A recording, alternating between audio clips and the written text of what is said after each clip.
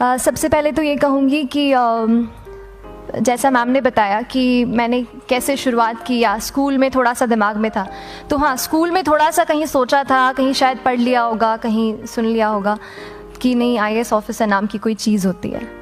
लेकिन तब ये भी नहीं पता था कि यार UPSC नाम की कोई एग्ज़ाम है, सिविल सर्विस एग्ज़ाम है, उससे और भी पोस्ट में आप सिलेक्ट हो सकते हैं, ऐसा कुछ नॉलेज नहीं था। जब मैं अपने कॉलेज लेवल में आई, जब कॉलेज में एडमिशन लिया, मैंने भोपाल से ही प्राइवेट इंजीनियरिंग कॉलेज से केमिकल इंजीनियरिंग किया है, और उस दौरान मुझे जब मैंने सोचना शुरुआत की कि क्या बनना है, कंटेम्पलेट किया कि एग्जैक्टली क्या करियर चाहती हूँ, तो लगा कि यार कहीं जो पुरानी ड्रीम थी, एक जो सपना था, वो अभी उसको सामने लाना चाहिए। इस एग्ज़ाम के बारे में जो चीज़ें मुझे 1-2 साल में समझ में आई हैं, वो कुछ चीज़ें मैं आपसे शेयर करना चाहती हूँ। सबसे पहली चीज़ जो पहले जय और रचना हम दोनों बोल चुके हैं कि कंसिस्टेंसी। आप अगर दिन में, कई बार हमसे सवाल पूछते हैं कि आप कितने घंटे पढ़ाई करते हैं, तो देखिए घंटे मैटर नहीं करते। कोई 17-18 घंटे हमें नहीं पढ़ना है, उतना हम पढ़ भी नहीं सकते। एक दिन पढ़ सकते हैं, दूसरे दिन नहीं पढ़ पाएंगे।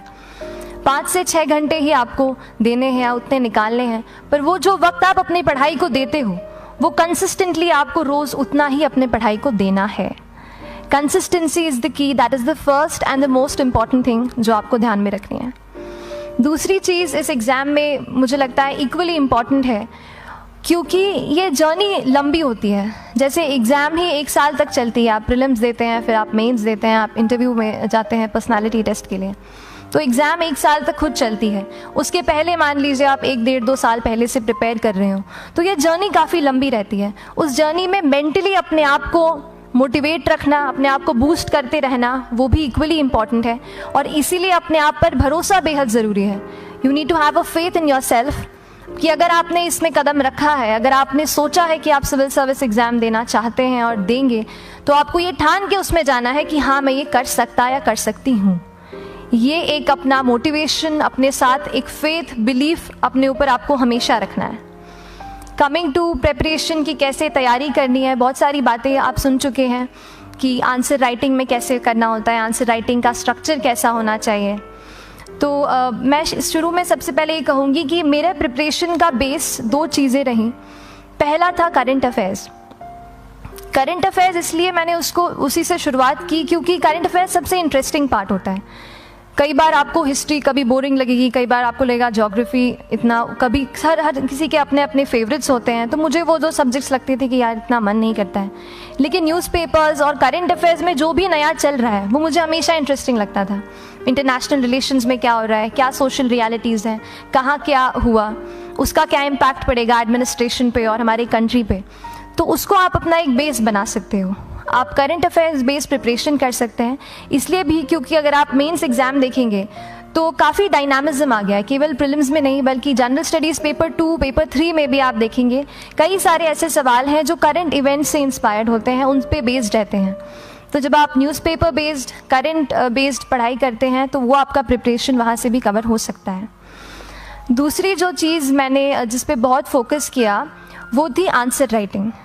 तो आंसर राइटिंग का, जैसे खान सर बता रहे थे कि आंसर राइटिंग की प्रैक्टिस बहुत की, तो उसके पीछे मेरा ये था कि जब मैं हमेशा प्रीलिम्स का कोई भी पेपर टेस्ट देती थी, हम मॉक टेस्ट देते हैं, तो मॉक टेस्ट देती थी तो हमेशा मेरे मार्क्स करीब 90 to 110, 120, इससे ऊपर मेरे कभी मार्क्स नहीं जाते थे।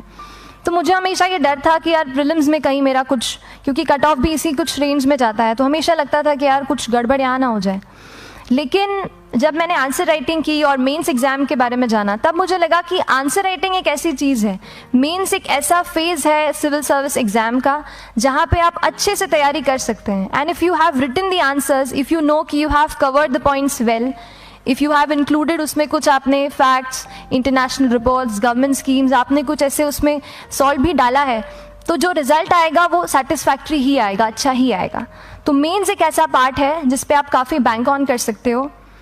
मैं जब पर्सनालिटी टेस्ट भी मैंने दिया, तो इस बार भी आप नंबर्स देखेंगे तो आसपास की रैंक के हिसाब से मेरे नंबर्स उसमें कम हैं, लेकिन it is just the general studies and the answer writing part, जो मेंस के जो वो है मार्क्स हैं या मेंस का जो एक फैक्टर रहा, वो मेरे लिए सबसे ज़्यादा इंपॉर्टेंट डिसाइडिंग फैक्टर रहा है। तो अपना एक्सपीरियंस यही बताऊंगी कि आंसर राइटिंग पे आप विशेष फोकस कीजिए। जैसा स्ट्रक्चर आपको बता ही चुके हैं कि इंट्रोडक्शन में कैसे आपको शॉर्ट रखना है, बॉडी एंड देन कंक्लूजन। उसमें छोटी चीज़ जैसे मैं अभी मेंशन कर रही थी, आप एक इंश्योर कीजिए कि देखिए जो भी एग्जामिनर आपकी कॉपी चेक कर रहे हैं वो दिन में 10, 15, 20 कॉपीज़ चेक कर रहे हैं, तो उन सब से आपको अलग कैसे आप अपनी कॉपी दिखा सकते हो, ये चीज़ आपका प्रेजेंटेशन और आप जिस तरीके से आंसर लिखते हो कंटेंट को, वो मैटर करेगा। आप इंश्योर कर सकते हैं कि आपके आंसर में कुछ फैक्ट्स, गवर्नमेंट की स्कीम्स, कुछ कमिटीज़ बैठती हैं, जैसे एक प्रिवेसी पे justice BN Shri Krishna committee की रिपोर्ट आई है, तो आप मान लीजिए आपको कोई प्रिवेसी पे सवाल आ गया तो आपने उन कमेटी का नाम कोट कर दिया। ऐसे बहुत सारी कमिटीज़ होती हैं। कुछ इंटरनेशनल रिपोर्ट्स आते हैं, वो आप उनको इनके बारे में लिख सकते हैं। इंडिया का मैप आप बना सकते हैं। मैंने सीख लिया था कि 10-15 सेकेंड्स में कैसे जल्दी से मैप बनाना है और उस पर कैसे पॉइंट कुछ करना है, कुछ लोकेट करना है। तो ये कुछ ऐसी चीज़ें हैं जो आपके आंसर्स को एनरिच करेंगी और प्रेजेंटेबल बनाएंगी। तो इस तरीके से आंसर्स पे जैसे हम क्लास करते हैं, लेकिन उसके साथ साथ आपको ये कोशिश करनी है कि 1 से 2 आंसर पर डे आपको ज़रूर लिखने ही लिखने हैं, apart from the test series that you are doing. Answer writing से 2-3 चीज़ें होती हैं, ना केवल हमारी एक लिखने का हमें समझ आता है हम क्या लिखते हैं कैसा है, पर हमारा कॉम्प्रिहेंशन भी इम्प्रूव होता है। हमें कितना समझ में आया वो भी हमें खुद समझ आता है जब हम आंसर्स लिखते हैं। और इसीलिए आंसर राइटिंग पे आप फोकस कीजिए, 1 से 2 आंसर ज़रूर लिखिए। और आंसर राइटिंग के बाद the third pillar of my preparation जो काफ़ी इंपॉर्टेंट जिसने रोल प्ले किया, that was tests and test series and mocks. देखिए हम पढ़ रहे हैं यहाँ पर, I will also come to the point कि हम कैसे दिल्ली, भोपाल और इंदौर में प्रिपेयर करके बिना दिल्ली जाए हम कैसे कर सकते हैं, I will come to that point. पर उसके पहले टेस्ट की थोड़ी बात कर लेती हूँ कि टेस्ट देना क्यों ज़रूरी है। हम ये जो एग्ज़ाम दे रहे हैं सिविल सर्विस की, ये एक ऑल इंडिया लेवल एग्ज़ाम है and this cut throat competition. तो उसके लिए आप केवल पढ़ते रहें, सारी बुक्स, मटेरियल्स, स्टैंडर्ड, ये करंट का सब पढ़ लें, लेकिन अगर आप ये नहीं जज कर पाए कि आपका क्या लेवल है at an all India level, तो चीज़ें समझ में आप नहीं, मतलब आप आगे नहीं बढ़ पाएंगे या सही डायरेक्शन नहीं पकड़ पाएंगे। तो इसलिए आप टेस्ट से घबराइए मत। कई बार टेस्ट का इनर्शिया होता है, ऐसे लगता है कि जब तक पूरा सिलेबस कंप्लीट नहीं कर लूँ तब तक टेस्ट नहीं दूंगा, लेकिन सच में बात ये होती है कि जब तक हम GS के मतलब पेपर देने अंदर भी घुसते हैं ना, तब भी उस सेकंड पे लग रहा होता है कि कुछ छूट गया है हमारा। तो ये चीज़ होगी ही, इसीलिए ये मैं कभी मत सोचिए कि जब तक पूरा सिलेबस नहीं कर लूँ टेस्ट नहीं दूंगा। जैसे आपका एक थोड़ा बेस बन जाता है प्रिपरेशन का, आप टेस्ट दीजिए, चाहे वो प्रीलिम्स का MCQ का टेस्ट हो या मेंस का राइटिंग स्किल की प्रैक्टिस हो, टेस्ट पे आप फोकस कीजिए। उसके बाद टेस्ट केवल देने के लिए नहीं देना है, उसको एनालाइज भी अच्छे से करना है। When you get the answer hints, when you get the answer keys, analyse properly कि आपकी क्या गलती हुई है और उससे भी सीखने की कोशिश कीजिए कि क्या कुछ नया मुझे इस टेस्ट पेपर से या इस आंसर कॉपी से मिल सकता है। तो इस तरह से टेस्ट पे भी आप फोकस कीजिए। And I will come lastly to the point कि जब मैंने प्रिपरेशन शुरू की थी अपने कॉलेज के 2nd ईयर 3rd ईयर आते आते, तो मन में बहुत सारे फियर्स थे। मैं भी एक नॉर्मल फैमिली से हूँ, मेरे फैमिली में किसी ने आज तक सिविल सर्विस का पेपर भी नहीं लिखा था, तो मन में बहुत सारे फियर्स थे, डाउट्स थे, क्या होगा, कैसे होगा। तो हो सकता है आपके मन में भी ऐसा होगी। बस एक चीज़ है, आप ज्वाइन करते हैं class, that will only provide you a direction. वो आपका रास्ता दिखा सकते हैं आपको कि इस रास्ते पर आपको चलना है, लेकिन चलना उस रास्ते पे आपको खुद है। You have to work on your own. कभी ये मत सोचे कि मैं वहाँ नहीं जा पा रहा हूँ तो नहीं हो सकता, यहाँ है, तो हम एक्सक्यूज़ेस बनाते हैं। कई बार चैलेंजेस आते हैं। तो मैंने कॉलेज के साथ प्रिपरेशन की, तो उसमें भी काफ़ी दिक्कत आती थी। कभी कभार कॉलेज की एग्ज़ाम होती थी तो इसमें मैं अपना उतना वक्त नहीं दे पाती थी। तो उस मोमेंट पे फिर प्लानिंग ने मुझे बहुत हेल्प किया कि हम किस तरीके से अपने कॉलेज के एग्ज़ाम के लिए प्लान कर लें। जैसे मैंने इंजीनियरिंग की है और मुझे पता है कि हम इंजीनियर्स 1 महीने से ज़्यादा पहले से पढ़ते नहीं हैं। पढ़ते हैं क्या? तो वो चीज़ आप ध्यान रख सकते हो, उसको अपना स्ट्रॉन्ग पॉइंट बना सकते हो।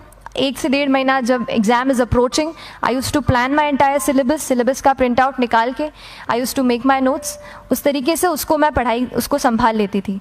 तो whenever you are managing those things together, focus on planning. किस तरीके से आप एक माइक्रो प्लान बनाएं, अपना डेली एक प्लान बनाएं, वीकली टारगेट सेट करें और एक ब्रॉड विजन दिमाग में रखें कि ब्रॉडली आप मंथ्स में क्या कवर करने वाले हैं।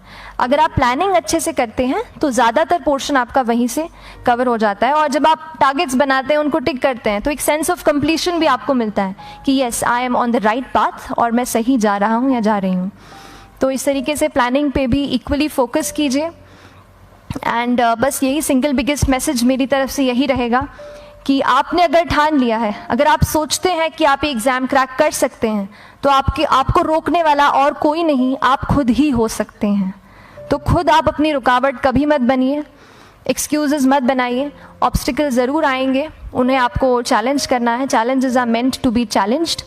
तो सही तरीके से अपने ऑब्स्टिकल्स को हैंडल कीजिए, और इस एग्ज़ाम में अगर आप सही स्ट्रैटेजी रखते हैं तो आप अपने एक अटैम्प्ट में ही इसको क्रैक कर सकते हैं। एंड एनीवेज आप जो भी अटैम्प्ट नेक्स्ट रखते हैं, दिल में यही रखिएगा कि जो ये मेरा नेक्स्ट अटैम्प्ट होने वाला है, ये मेरा बेस्ट अटैम्प्ट होने वाला है।